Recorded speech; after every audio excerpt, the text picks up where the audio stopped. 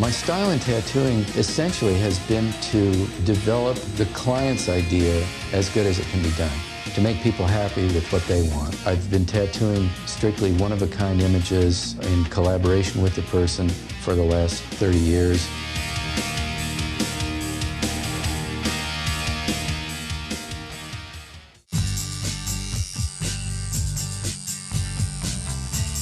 I first became interested in tattooing when I was 10 years old. My best friend's father had a bunch of tattoos from his World War II military career.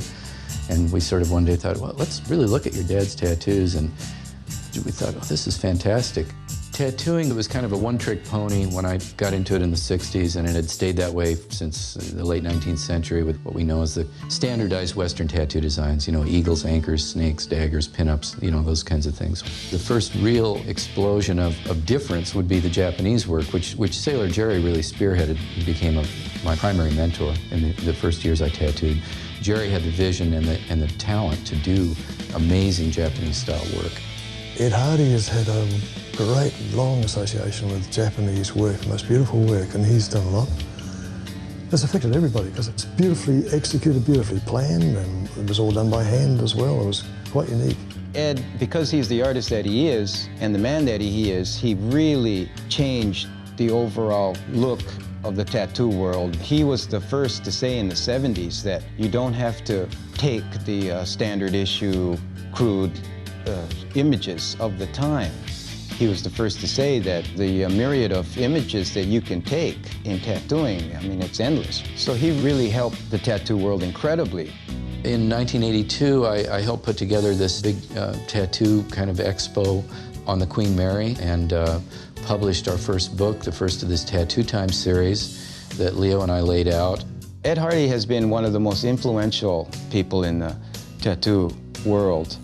He has really changed the whole overall outlook of tattooing, helped to raise it basically from the gutter. I just thought that it could stand a lot of expansion, so that was my goal when I got into tattooing, was to try to develop it as a medium, to open it up and give people more opportunities. It's unavoidable, but we have made great strides in people at least saying, oh, well, you have tattoos, it doesn't automatically reduce your IQ or make you, you know, some sort of a dangerous axe murderer or something like that.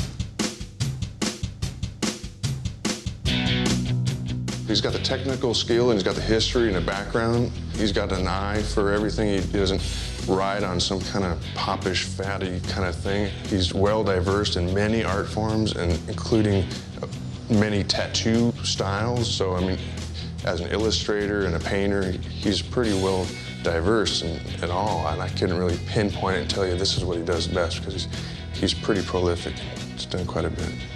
After publishing that Tattoo Time, people began coming up to me and saying, check out this tribalism. And Leo and I, we thought, we need a buzzword for this thing. We'll call it New Tribalism. That sounds cool.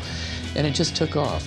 That became, I think, the dominant style worldwide in the 1980s. And then from there, everything snowballed. And by the late 80s, there were so many people tattooing and so many styles and looks and, you know, really talented younger artists getting into it that it grew into the sort of Frankenstein monster we see today.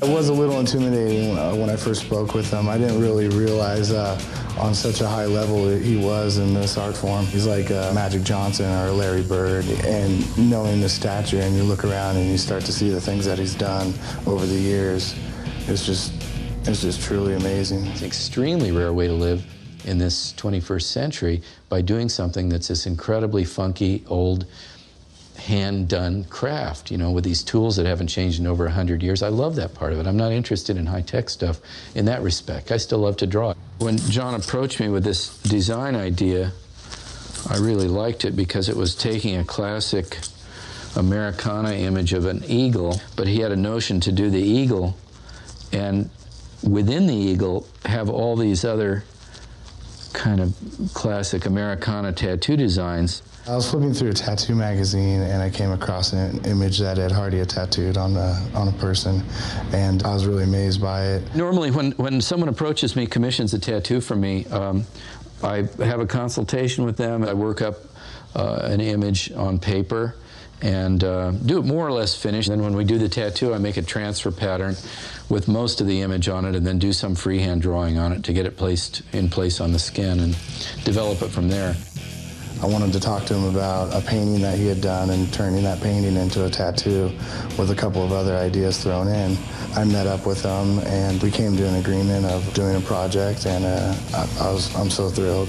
It was a true, kind of collaboration at its best from my standpoint.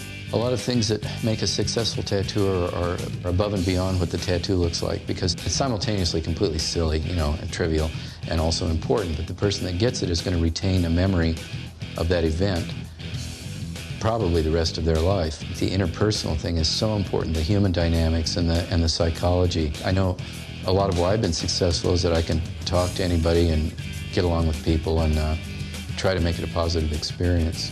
It's exciting and I love it. It's my own little Picasso, and I'll have it forever. It's really amazing the work that he does and what he can bring out in someone's skin.